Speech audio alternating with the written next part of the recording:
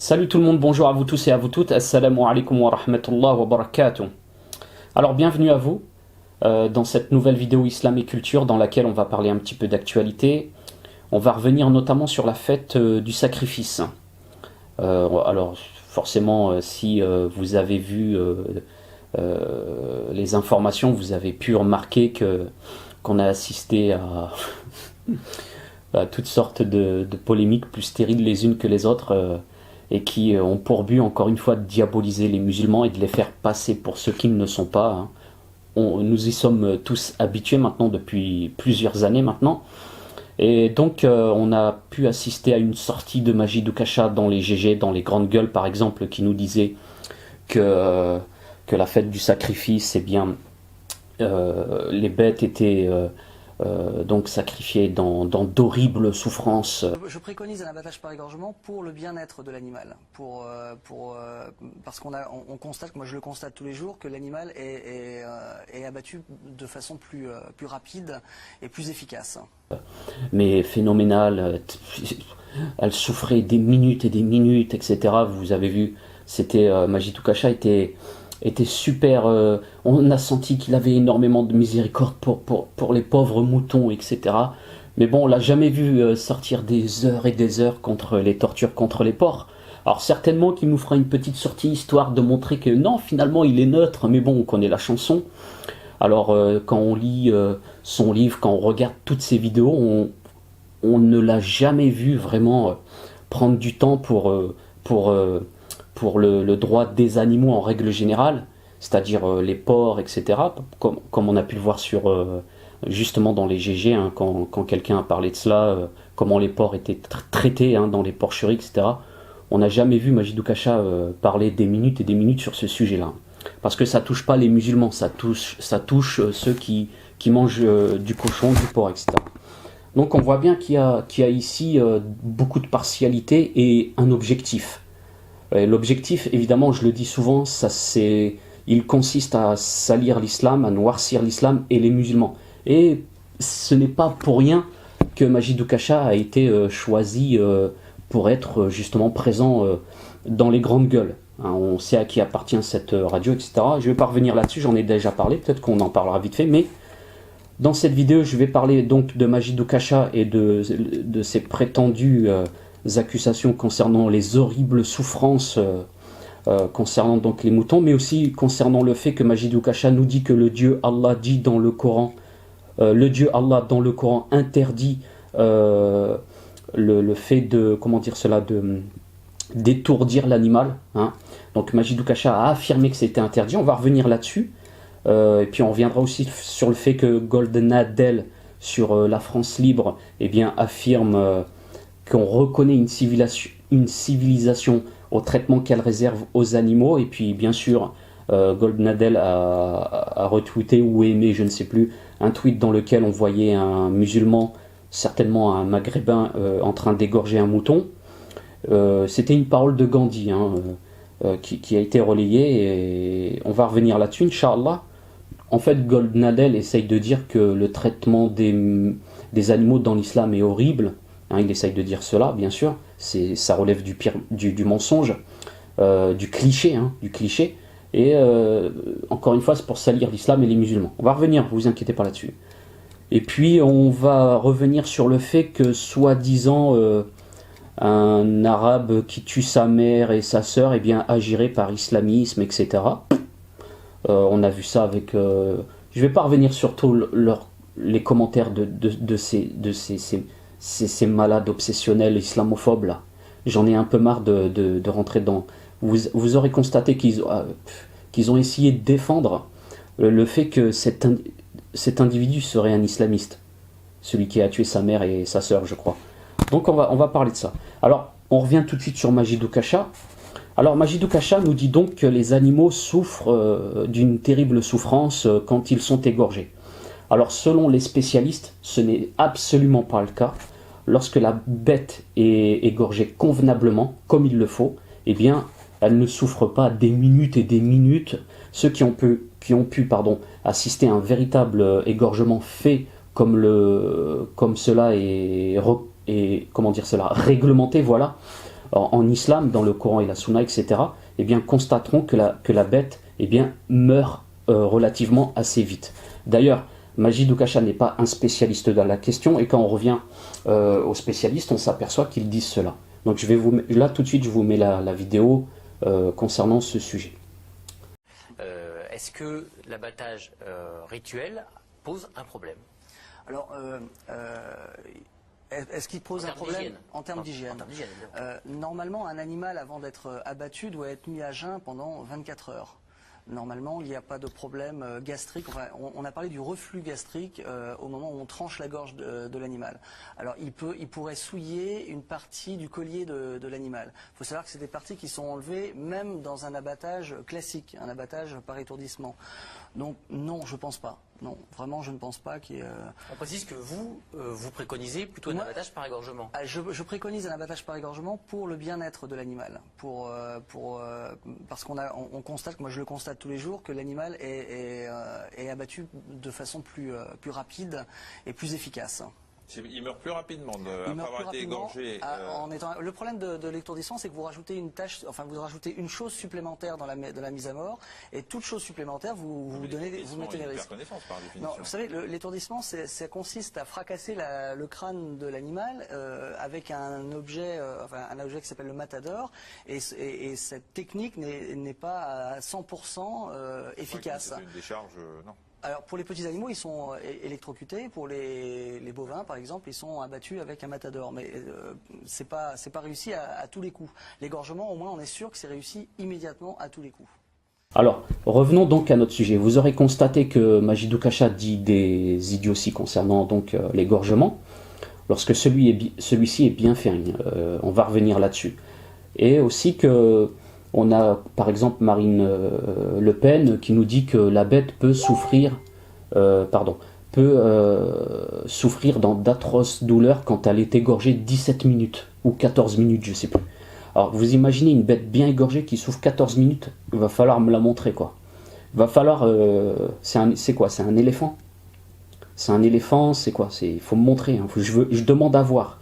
Une bête bien égorgée, elle souffre 14 minutes, moi je demande à voir. Je demande à voir, montrez-moi ça.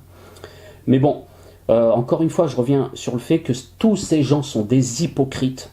Déjà, premièrement, parce qu'ils ne parlent pas du traitement des porcs dans les porcheries. Je parle de ça, mais je peux parler aussi du foie gras, là, comment ils gavent les oies, etc. Il y a tellement à dire là-dessus, ou les fourrures, les bêtes électrocutées, etc. J'ai vu des images, mais c'est horrible. Bon, bref. Toutes ces choses-là, en islam, c'est illicite, évidemment. Et ces gens-là ne parlent pas de ça, rarement quoi en fait. Hein. Mais quand il s'agit d'égorger une bête convenablement pour la manger, donner sa viande aux pauvres, à ceux qui ont besoin de manger, etc. Alors là, c'est mal vu parce que c'est les musulmans. Bon, voilà, vous connaissez la chanson. Alors, on vient de constater ensemble que la bête ne souffre pas quand la chose est bien faite. Voilà. Alors, ce qu'il faut préciser ici, c'est que dans la sunna du prophète, alayhi salatullah, le prophète sallallahu conditionne le sacrifice. C'est-à-dire que la bête, elle doit être... Ça, c'est quelque chose de notoire chez tous les musulmans. La bête, elle doit être égorgée avec un couteau qui est vraiment très bien aiguisé. Hein, le prophète sallallahu alayhi wa sallam a parlé de cela. Hein, la bête, elle doit être égorgée avec un couteau qui est vraiment très très bien aiguisé. Comme ça, l'égorgement se fait très bien, très vite, comme vous avez pu le constater dans la vidéo que je vous ai présentée. Et donc le cerveau est déconnecté et la bête ne souffre pratiquement pas. Et elle meurt très très rapidement. Et aussi, il faut éviter de tuer une bête devant une autre bête. C'est une politesse qu'il y a à avoir en islam. Et il faut ne pas lui montrer le couteau avant de l'égorger, etc. Donc ça, c'est des choses qui sont vraiment notoires en islam et que Majid Oukacha, évidemment, ne rappellera pas dans les GG parce qu'il n'est pas là pour ça. Les GG, ils l'ont pas pris pour enjoliver, montrer le vrai islam, c'est quoi l'islam, ils l'ont pas pris pour ça dans les GG. Ils l'ont pris pour dire des conneries sur l'islam, c'est évident. Donc il va pas s'amuser à faire ça, sinon il va être viré le mec. De toute façon, il le fera pas, on a vu son livre, le mec il est malhonnête, il est partial, et c'est facile de le prouver. Hein. C'est facile de le prouver. Et c'est un menteur. C'est facile de le prouver. On prend son livre, chaque page, on peut prouver que c'est un menteur. Voilà. Et aussi, il faut savoir que Majid Oukacha, quand il nous dit que le Dieu Allah interdit le fait d'étourdir l'animal dans le Coran. Alors, Majid Oukacha s'est cru malin. Il s'est cru malin dans... Vous savez, il s'est cru malin en disant que dans le verset 3 de la sourate 5, Allah disait qu'il ne fallait pas manger les bêtes assommées. Voilà, assommées. Hein. Et c'est-à-dire, c'est la traduction approximative de al-mawqouda. Et quand on regarde encore de près cette chose-là, eh bien, on revient toujours à la même chose. Majid Oukacha, eh bien, il vous impose, il impose aux naïfs, ceux qui sont dans l'incapacité de vérifier le texte originel en arabe, ses propres définitions. Majid Oukacha impose ses propres définitions pour vous manipuler. C'est une forme de stratagème. D'ailleurs, j'ai un petit... Attendez une seconde, je vais vous montrer quelque chose. C'est quelque chose de notoire. Hein. Avoir raison. Hein. Donc, le classique de l'éloquence, enfin expliqué, vous avez... je vous montre des stratagèmes pour avoir toujours raison, en fait. Et parmi le stratagème 3, c'est quoi? Regardez. Je vais vous montrer, hein, soyez attentifs. Hein. Alors, il consiste à tirer parti de la polysémie d'un terme pour étendre une affirmation à une acception du dit terme qui n'a plus grand-chose à voir avec l'objet du débat. Voilà. Donc, on voit... et regardez. Donc, je vous... Voilà. Alors, l'intérêt de ce stratagème. Je vous remontre le livre, c'est à la page 20. D'accord? Page 20. L'intérêt de ce stratagème. Hein. Alors, les mots forment les matières premières d'un débat.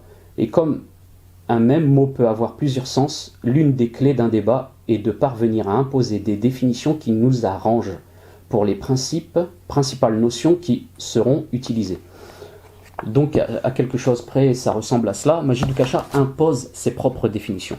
C'est-à-dire qu'il est limité. On sait très bien que ce personnage est fort limité, qu'il n'a pas l'arabe littéraire, qu'il ne connaît pas le Coran, et qu'il s'est improvisé spécialiste de l'islam avec sa super apostasie pour attirer les plus naïfs des islamophobes, et puis les haineux, etc. Voilà. Mais quand on regarde le verset de près, c'est quoi le mot qui est dans le Coran? C'est pas assommé, c'est al-mawqouda. Et quand on regarde le mot mawqouda, dans la langue arabe, qu'est-ce que ça signifie? Ça signifie tuer une bête en l'assommant, en la frappant avec genre un bâton par exemple. Le khashab. C'est-à-dire, si vous tuez une bête avec une batte de baseball, avec un bâton ou une barre de fer, vous la frappez dans la tête et vous la tuez comme cela, eh bien ça c'est le mawqouda. Ça veut dire, et ça a été traduit dans le Coran, dans la traduction en français qu'a Majid Oukacha entre ses mains par assommer. Donc Majid Oukacha est venu nous dire dans les GG spécialistes de l'islam qu'il est, et après ses superbes recherches de son livre pourri, que ce terme-là voulait dire assommer, donc c'était interdit en islam d'étourdir la bête, etc. Mais rien dans les textes, dans le Coran et la Sunna n'interdit donc d'étourdir la bête d'une manière, j'allais dire humaine, d'une manière magnanime, miséricordieuse. Rien dans les textes n'interdit d'étourdir une bête avant de l'égorger. Rien, absolument rien. Radicalement rien, ça n'existe pas. Et ce verset qu'a utilisé Majid Oukacha, eh bien il l'a utilisé en français, sa traduction, et le mot qu'il a considéré comme étant une preuve pour lui, eh bien quand vous revenez au texte originel, al-mawqouda, c'est les bêtes qui ont été tuées en étant frappées par un objet, comme un bâton, une barre, etc., comme je vous ai dit. S'il était revenu à la langue arabe, il aurait compris toutes ces choses-là, mais ce personnage ne sait pas ce que c'est que le Coran, il ne sait pas ce que c'est que la langue arabe. C'est pour cela que les GG le prennent dans leur émission, parce qu'ils ont besoin de gens comme lui, ignorants comme lui, mais qui disent n'importe quoi sur l'islam, parce que ça sert l'islamophobie à noircir les musulmans et l'islam ici en France. C'est l'objectif. Donc c'est des gens comme ça qu'il faut recruter dans ces émissions, j'allais dire merdiques, et ces émissions pourries, vous voyez, dans qui sont dominés par des gens qui ont la rage et qui n'ont pas envie d'être honnêtes et de dire la vérité, qui sont partiaux, qui sont malhonnêtes, ça vous le savez. Donc on vient de constater que Majid Oukacha, en plus de dire des absurdités sur l'égorgement et de le désigner comme Saw 8 ou je sais pas quoi là, eh bien il est totalement à côté de la plaque. La bête, quand elle est bien égorgée, elle ne souffre pas beaucoup. Elle meurt très très très vite. D'accord? Ça c'est la première chose. Et la seconde, le verset qu'il a cité, le 3 de la sourate 5, il ne parle pas d'une bête assommée ou étourdie. Il parle d'une bête morte suite à des coups, soit un coup ou plusieurs coups d'un objet, un bâton, etc. Il ne connaît pas l'arabe. Pourquoi il parle? Pourquoi il ouvre sa grande bouche? Il ne connaît rien. Il connaît rien. Mais le pire, c'est que les gens qui connaissent pas, mais qui ont la haine contre l'islam et les musulmans, parce qu'ils sont élevés par la télévision, vous savez, la télévision aujourd'hui, elle a zombifié les gens. Moi, j'aime bien dire BFM-tisé, RMC-tisé, vous savez. Elle les a littéralement décérébrés. Eh bien, ça leur suffit. C'est-à-dire, ils suivent un ignare. Après, quand Majidou Kacha nous fait des vidéos en nous disant le gourou, le machin, mais le gourou, c'est lui. Le gourou, c'est lui. On vient d'en avoir la preuve ici. Encore une fois, il connaît rien. Donc, je reviens. Je vais essayer de revenir sur ma feuille parce que là, j'ai tendance à partir. Alors, on a aussi donc Golden Adel là qui donc nous fait l'apologie de Papa Chito, le super chrétien qui n'aime pas que les musulmans qualifient la Trinité d'idolâtrie, mais qui adore les sionistes talmudistes qui, dans le Talmud, eh bien, disent que la chrétienté, la Trinité, c'est de l'idolâtrie, et qui, dans le Talmud, le disent que tu dois ôter la vie même aux meilleurs chrétiens idolâtres, parce que trinitaires, justement. Donc, Papa Chito, vas-y, réveille-toi un petit peu, essaye de réfléchir à ce que tu penses, à ce que tu crois, parce que là, franchement, quand on voit quelqu'un, Papa Chito, là, on a la France Libre, là, de Goldnadel qui fait sa publicité, en nous disant, voilà, c'est un mec bien, écoutez-le et tout, parce que, pourquoi c'est un mec bien pour la France Libre? Parce que c'est un islamophobe, qui dit n'importe quoi sur l'islam et les musulmans. Voilà. Donc c'est un mec bien pour la France Libre de Goldnadel, parce qu'il est dans la même direction que Majidou Kacha. Majidou Kacha, il dit des conneries sur l'islam, donc c'est un mec bien. Donc c'est pour ça que Papa Chito kiffe grave Majidou Kacha. Et c'est pour ça que la France Libre invite aussi Majidou Kacha, parce que ces gens disent n'importe quoi sur le Coran et la religion musulmane. D'accord? Moi, je vous lance un défi. À la fin, restez avec moi dans cette vidéo, je vous lance un défi. Restez avec moi, restez. Je vous lance un défi à la fin de cette vidéo, vous allez voir, Inch'Allah. Il ne faut pas que j'oublie, Bédnillah. Donc, on a un Papa Chito qui, dans l'une de ses émissions avec le Raptor dissident, qui est super raciste, mais qui est kabyle. Hein. Donc, voilà. C'est parce que monsieur, il croit trop que les Kabyles, ils descendent de la... Je sais pas d'où, hein, parce qu'on a plein de théories comme ça, où nous, les Kabyles, on ne serait pas des Arabes, etc. Mais bon, quand on étudie l'histoire de près, on s'aperçoit que les Kabyles, ils viennent pas de nulle part, et ils viennent pas non plus de Norvège. Mais bon, ça, gardez vos conneries pour vous, nous, on va revenir ici. Papa Chito, dans une de ses émissions avec le Raptor dissident, il nous dit que les musulmans considèrent la Trinité comme de l'idolâtrie, et ça, c'est pas acceptable. C'est pas acceptable. Donc j'ai énormément de respect, comme il nous dit Papa Chito, pour les sionistes, pour les juifs d'Israël, etc. Parce qu'eux, ils respectent les chrétiens. Alors, déjà, comme je vous l'ai dit, lisez le Talmud, vous allez voir ce qui est dit sur les chrétiens. Sur les trinitaires, hein. Les catholiques, quoi. Vous allez voir. Dans le Talmud, il est écrit « ôte la vie aux meilleurs des chrétiens ». Il est écrit qu'il faut faire en sorte que les chrétiens n'aient pas d'enfants. Il faut vraiment diminuer leur nombre. Il est écrit que Jésus, il est puni en enfer dans des excréments bouillants, je sais pas trop quoi. Bon bref, tout un tas de conneries comme ça. Il est écrit que le chrétien est idolâtre. Mais ça dérange pas Papa Chito. Donc si Papa Chito est honnête, s'il est sincère, moi je lui lance ce défi. Je lui lance ce défi de dire, voilà, j'aime pas les musulmans parce qu'ils disent que la Trinité c'est de l'idolâtrie. J'accepte, moi j'ai pas de problème avec ça. T'aimes pas, c'est ton droit le plus... T'as le droit de pas aimer qu'on dise que t'es idolâtre quand tu dis que t'es trinitaire, y a pas de souci. C'est ton droit le plus absolu.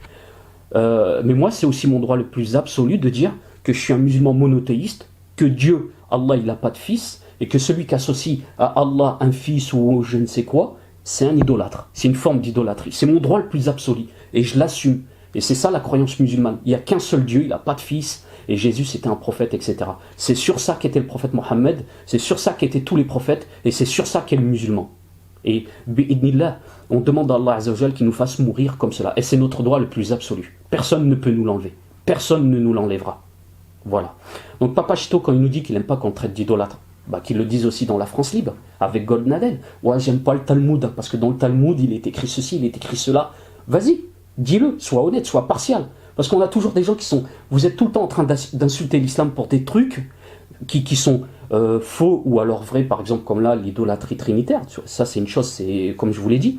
Mais concernant les réalités qu'il y a dans ceux qui vous font de la publicité, ceux qui vous aident à, vous savez, à monter socialement, vous dites rien. Vous n'êtes pas honnête. Et après vous dites, moi je suis un combattant, moi je suis un guerrier, la chevalerie, etc. Si tu étais un vrai chevalier, là, comme tu dis, tu te dirais devant les talmudistes que le Talmud, quand il dit que Jésus il est dans le, je sais pas quoi, là, dans l'enfer, dans les excréments bouillants, eh bien tu dirais des mots violents. Voilà, et quand tu dis, ouais, les juifs ils respectent les chrétiens, mais d'où tu sors ça? Quand ils ont pris la Palestine, quand ils l'ont volé aux Palestiniens, ils ont volé la terre de Palestine à des musulmans, tu crois? Il y avait que des musulmans parmi les Palestiniens, il y avait énormément de chrétiens. Et ces chrétiens-là, ils n'ont pas hésité à les dégager aussi, à leur prendre leur terre, à leur prendre tout, voilà, soi-disant parce qu'ils étaient là il y a 2000 ans, tu vois. Et quand on regarde la majorité des gens qui sont partis là-bas, la majorité c'est quoi? C'est des Khazars, c'est des gens qui sont même pas juifs, qui ont des origines de l'Europe de l'Est. Ils ont même pas d'ancêtres qui étaient là-bas il y a 2000 ans. Ça c'est... Bon bref, je vous recommande le livre de Friedman sur les Khazars. Ça c'est un autre sujet. Donc on voit, arrêter avec votre chevalerie à 2 balles, etc. On remarque bien que vous êtes dans la malhonnêteté la plus extraordinaire qui soit. Voilà. Donc je reviens sur Goldnadel quand il nous cite... il relaye un tweet dans lequel il y a la parole de Gandhi, comme quoi on reconnaît une civilisation à comment elle traite ses animaux. Donc, si une civilisation dans laquelle on égorge l'animal pour le manger est une civilisation entre guillemets pourrie pour ces gens-là, parlez-nous du kasher. C'est quoi le kasher? C'est quoi le kasher? Le kasher, on égorge. Donc votre civilisation aussi est pourrie. Donc, mais comme vous savez que les gens, ils sont zombifiés par la télévision, par vos puissants médias à coloration très sioniste, vous savez pertinemment que les gens ne pensent pas au kasher. Donc, vous allez sur ce terrain-là. Vous vous faites oublier quelque part. Vous parlez que de l'égorgement des musulmans, mais l'égorgement juif, vous n'en parlez pas. Moi, je m'en fous que vous égorgez. C'est pas mon problème. Moi, je m'en tape royalement. Mais ce que je veux dire, c'est que regardez comment vous êtes dans la perversité la plus absolue. C'est incroyable. Vous êtes en train de dire que ça, c'est une civilisation pourrie parce qu'elle égorge pour manger. Mais vous égorgez pour le kasher. Mais... t'inquiète, c'est normal. Non, t'inquiète. Alors, depuis toujours, on égorge les animaux. Depuis toujours pour les manger. L'Empire romain, l'Empire byzantin, en France, depuis toujours, on égorge. Je suis français de souche. Quand j'étais petit, les animaux, je voyais comment ils tuaient le porc et tout ça. Je suis pas teubé, je suis pas bête. J'ai bien vu de mes propres yeux. C'est une civilisation pourrie, la France, parce qu'avant, on égorgeait les moutons, on tuait... on résume à ça. Vous êtes... ça va, Alors moi je vais vous parler des droits des animaux en islam, parce que faudrait peut-être nous parler de ça, tiens. Est-ce que dans les autres religions, il y a des chapitres dans les droits des animaux? Huquq al-hayawanat. Nous en islam, depuis 1500 ans, on a des chapitres dans le fiqh, dans la jurisprudence islamique, qui nous parlent des droits des animaux. On a des hadiths du prophète sallallahu alayhi wa sallam dans lequel il est dit... Rappelez-vous que la bête doit être égorgée avec un couteau bien aiguisé, qu'il ne faut pas la tuer devant une autre bête et qu'il faut pas lui montrer le couteau avant de la tuer, etc. On a d'autres hadiths où le prophète sallallahu alayhi wa sallam, par exemple, interdit de marquer, vous savez, avec le fer, au visage, par exemple l'âne. Une fois le prophète sallallahu alayhi wa sallam a vu un âne marqué au visage, il a dit qu'Allah maudisse son propriétaire qui a fait cela. Qu'Allah maudisse celui qui a fait cela. Donc on a beaucoup de hadiths comme ça, où par exemple on a l'imam al-Bukhari qui nous rapporte qu'une femme est rentrée au paradis, est rentrée en enfer, parce qu'elle a privé son chat de nourriture et jusqu'à ce qu'il en meure. Elle l'avait enfermé dans un endroit, il n'a pas pu sortir pour se nourrir, il est mort de faim, de soif, dans l'endroit où il était donc cloisonné. Et à cause de cela, elle est partie en enfer. Et un homme est rentré au paradis car il a donné de l'eau à un chien assoiffé. Ça, c'est rapporté dans nos sources authentiques. Le prophète sallallahu alayhi wa sallam, une fois, par exemple, deux compagnons du prophète sallallahu alayhi wa sallam ont pris les petits oiseaux dans un nid, et il y avait la mère qui tournait autour de vous, le père, je ne sais pas, le mâle, la femelle, etc., je ne sais pas. Et le prophète sallallahu alayhi wa sallam a dit, qui a pris les petits? pour embêter cet oiseau. Et ils ont dit, il leur a dit reposez les petits dans le nid. Donc regardez, ça c'est les droits des animaux en islam. Et on a beaucoup de textes qui vont dans ce sens-là. Hein, l'interdiction de d'égorger un animal avec un couteau qui n'est pas bien aiguisé, etc. Il y en a tellement. Les droits des animaux, nous dans la jurisprudence, on a un chapitre qui est consacré à cela. Et vous voulez nous faire la leçon sur les droits des animaux en islam et nous dire que la civilisation musulmane, elle n'accorde pas de droits aux animaux, qu'elle les traite mal. L'islam, vous êtes sûr de vous? Vous voulez jouer à ce jeu-là? Je vous lance un défi après la fin de cette vidéo, vous allez voir. Alors, tuer sa mère. Alors, on a voulu nous... tuer sa mère, vous avez vu ça aux infos avec les... Franchement, c'est...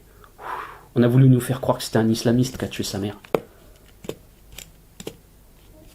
Alors moi, je vais vous résumer le truc comme ça.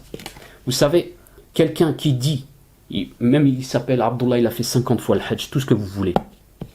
Si la personne, elle vient, elle dit, en islam, tu as le droit de tuer ta mère et ta sœur, comme ça, c'est pas un musulman. À partir du moment où il rend licite une chose qui est radicalement reconnue comme illicite dans tous les textes, cette personne n'est plus musulmane. Traitez-la comme elle est. Traitez-la délinquant, tout ce que vous voulez, assassin pervers, narcisse, tout ce que vous voulez. Collez-lui tous les étiquettes, mais ce mec-là, c'est pas un musulman. C'est un malade mental. Qu'on se comprenne bien. De toute façon, on a très bien compris. Vous prenez ce qui vous reste, en fait. Quand il n'y a pas d'attentat commis par les takfiristes kharijites, là, vous êtes en manque. Vous avez besoin de quelque chose. Donc, si vous voyez un arabe qui tue sa mère, mais par contre, un Français à la campagne qui tue sa mère pour l'héritage, ça arrive souvent ça. Mais on le médiatise pas trop, tu vois. C'est dans les émissions le soir, dans Enquête ou je sais pas quoi là. Mais par contre, un arabe, ça sera sur GG, les RMC, tout ce que vous voulez. Hein. Tout de suite. Parce que arabe égale musulman. Comme si arabe était forcément musulman, etc. Donc voilà. Vous avez votre dose quotidienne de drogue pour noircir l'islam et les musulmans, vous la prenez comme ça, hop, vous sautez dessus. Non, mais c'est vrai qu'il avait des problèmes psychologiques, mais quand même, il disait Allah Akbar, et puis quand il était déjà parti à la mosquée, etc. Et donc, forcément, vous avez conclu que l'islam nous disait de tuer notre mère. Vous voulez faire croire ça aux gens. Et le pire, c'est que les zombifiés décérébrés arrivent à y croire. Hein. Ça, c'est fantastique. Alors, voilà, tout simplement, ça relève de la débilité la plus absolue. Et maintenant, je vais vous lancer mon défi. Alors, je lance un défi à Majid Oukasha, là, mais aussi, pas qu'à toi, pas qu'à Majid Oukasha. Je lance un défi à toute la sauce, là. Voilà. Moi, je propose quoi? Un défi sur une semaine. Un défi sur une semaine.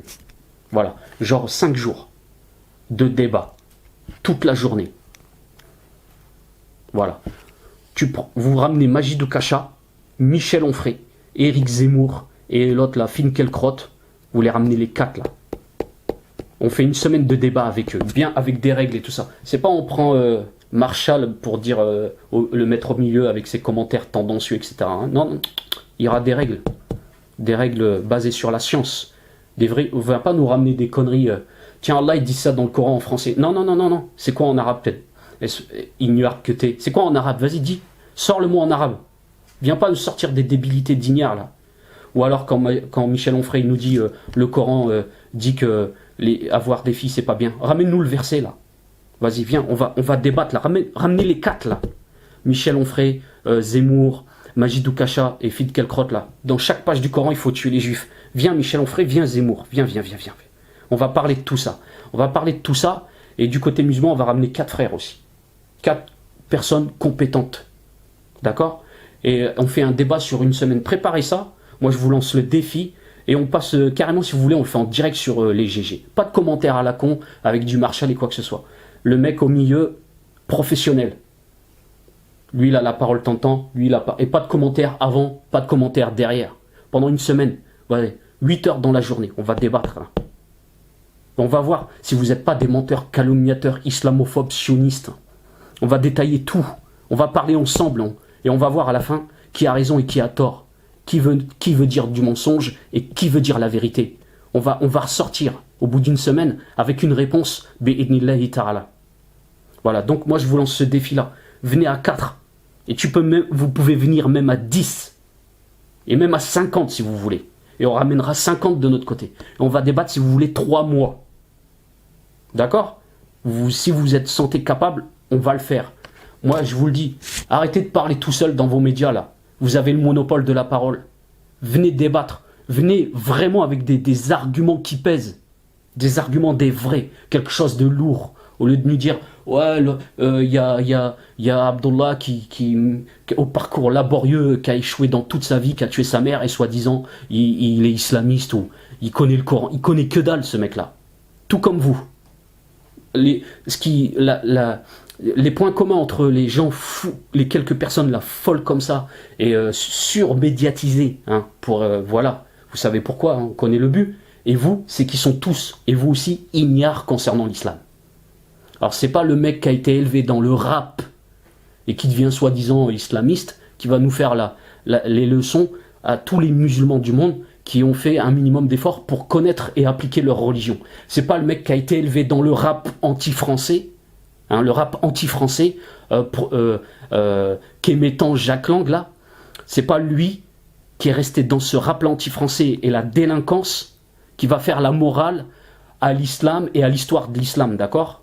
C'est pas à lui de nous représenter. Il faut bien se mettre ça. C'est pas non plus à celui qui sort de tôle, qui a été torturé et qui connaît 3 hadiths, qui va faire la morale à toute l'histoire de l'islam. D'accord? Et mettez-vous ça, le débat, bismillah. Venez tous là, soyez des bonhommes. Au lieu de nous faire la chevalerie à 2 balles avec un combat MMA ici et là, ou alors tout seul dans vos monologues et comment dire ça, à censurer tous ceux qui sont compétents ou à commenter derrière eux pour leur prêter des intentions, etc. Patati et patata. Soyez des bonhommes un jour dans votre vie. Ouais, vraiment. Soyez des bonhommes assumés. Venez nous montrer à quel point vous connaissez le Coran et la Sunna, on va voir. Venez, venez, venez. On n'attend que ça. L'honnêteté, hein, la probité intellectuelle, le débat professionnel avec les idées, les arguments, etc. On est vraiment impatient de voir ça. Parce que nous, on n'a pas de médias, pour avoir le monopole de la parole et blablabla à droite et à gauche et dire des conneries. On vient avec des arguments, chacun de notre côté, et on en sort avec ce qu'il faudra en sortir. Voilà.